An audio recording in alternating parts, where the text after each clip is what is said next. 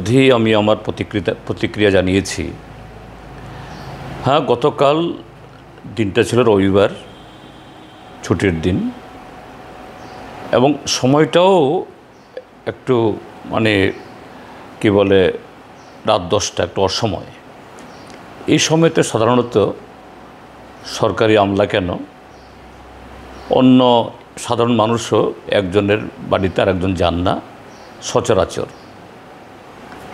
কিন্তু গতকাল যে ঘটনাটা ঘটেছে, সামাজিক মাধ্যমে আজকে সকালবেলা আমি সবটা দেখেছি এবং অন্যভাবেও আমি খোঁজখবর নিয়ে জানার চেষ্টা করেছি যে এই গোমতী জেলার বর্তমান জেলা শাসক তরিৎকান্তি চাকমা, তাকে এডিসির চিফ এক্সিকিউটিভ মেম্বার এবং প্রদ্যুৎ মাণিক্য কিশোর মহোদয়, তারা নানা কারণে এডিসির প্রশাসনের প্রশ্নের কারণে এডিসির কাজকর্ম পরিচালনায় ডিএমদের একটা গুরুত্বপূর্ণ ভূমিকা থাকে।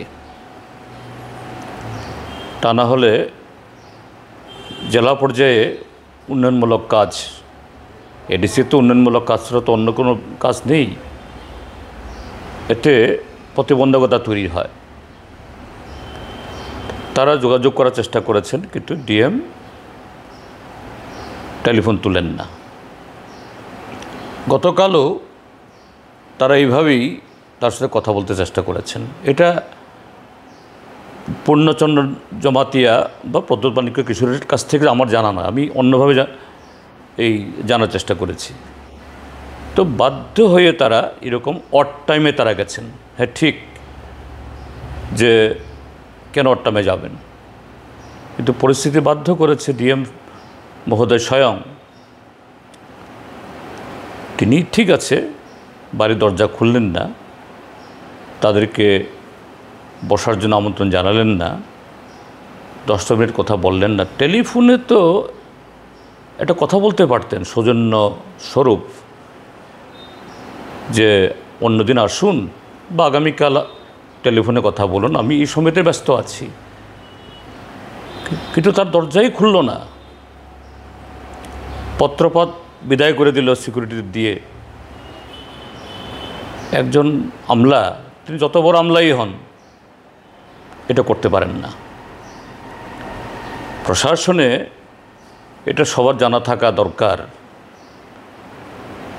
যে সব আইএস, সব আইপিএস, সব টিপিএস, সব টিসিএসের দায়িত্ব তিনি কত সিনিয়র, তার স্কেল কত, সেভাবে নিরূপিত হয় না। কতগুলো পোস্ট আছে খুব ইম্পর্টেন্ট।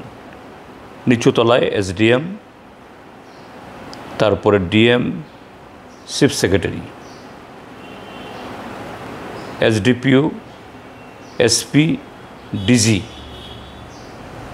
এসপি র্যাঙ্কের, ডিজি র্যাঙ্কের আরও অনেক অফিসার থাকেন, কিন্তু যিনি এই পোস্টগুলো হোল্ড করেন, বিশেষ করে জেলা শাসক এবং জেলা এসপি,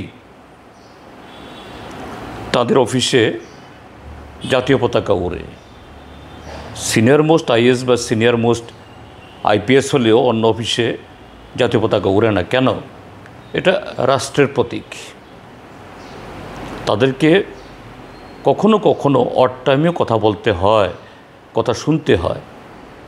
আর গতকাল কথা বলতে চেষ্টা করেছেন প্রথম টেলিফোনে, প্রথম তারা যাননি, টেলিফোনে কে কথা বলতে চেষ্টা করেছেন? এডিসির চিফ এক্সিকিউটিভ মেম্বার, ভারতের 6ষ্ঠ তপশিল মোতাবেক তিনি নির্বাচিত, তিনি রাজ্য সরকারের একজন মন্ত্রীর পদমর্যাদার, তিনি কথা বলবেন না? হয়তোবা রাত্র 10টায় গেছেন, অন্যায় করেছেন, কিন্তু তার চেয়ে গুরুতর অন্যায় হলো এই ডিএম মহোদয়ের। অল্প বয়স, এখন হয়তো অভিজ্ঞতা হয়নি, কিন্তু মাথার মধ্যে তার ভূত চেপে গেছে, যে আমি সাংঘাতিক হয়ে গেছি। সে ব্রিটিশ আমলের আইসিএস অফিসারদের মতো এরা মনে করত এই দেশের সমস্ত নাগরিকরা তাদের ভৃত্য। আমারও অভিজ্ঞতা হয়েছে এই তড়িৎ কান্তি চাকমার সাথে। কদিন আগে আমিও ফোন করে তার ফোনে রিং হয়েছে। এই যে ডিএমদের যে টেলিফোন, এটা ইদানিংকালের না, এক ডিএম গেলে আরেক ডিএমের কাছে ট্রান্সফার হয়, এই নাম্বারটা সবার কাছে থাকে। এবং আমরা যারা জনপ্রতিনিধি, আমাদের ফোন নাম্বার অনেক আগে থেকেই আমার নাম্বার তো ছিল, আমিও ওকে টেলিফোনে ওকে পাইনি।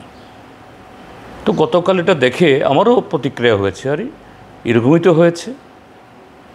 কাজে এটা একজন যে জেলা শাসকের পদ, যিনি এই পদে আছেন, তার পক্ষে অত্যন্ত যে কি বলে, এটা গ্রহণযোগ্য নয়। এবং এটা যে জনপ্রতিনিধিদের এবং তার যে পদমর্যাদা, তার যে দায়িত্ব, এর প্রতি এটা অবিচার। তো এই জন্য আমি নিন্দা করছি। এখানে অন্য কোনো বিষয় সেখানে নয়, তো এটা হওয়া উচিত না যে রাজ্য প্রশাসনকে, রাজ্য সরকারকে, এই জাতীয় আরও কিছু অফিসার আছেন, নাম বলছি না এখানে, আরও কিছু এরকম আছেন, তাদেরকে সেন্সিটাইজ করা উচিত। এটা শাসক দলের জনপ্রতিনিধি না বিরোধী দলের প্রশ্ন না, জনপ্রতিনিধি, তাদের সাথে সেরকম সৌজন্য, সেরকম গুরুত্ব, সেরকম সম্মান দিয়ে কথা বলা দরকার, পাবলিকের সাথেও। কিন্তু এটা যা করেছেন গত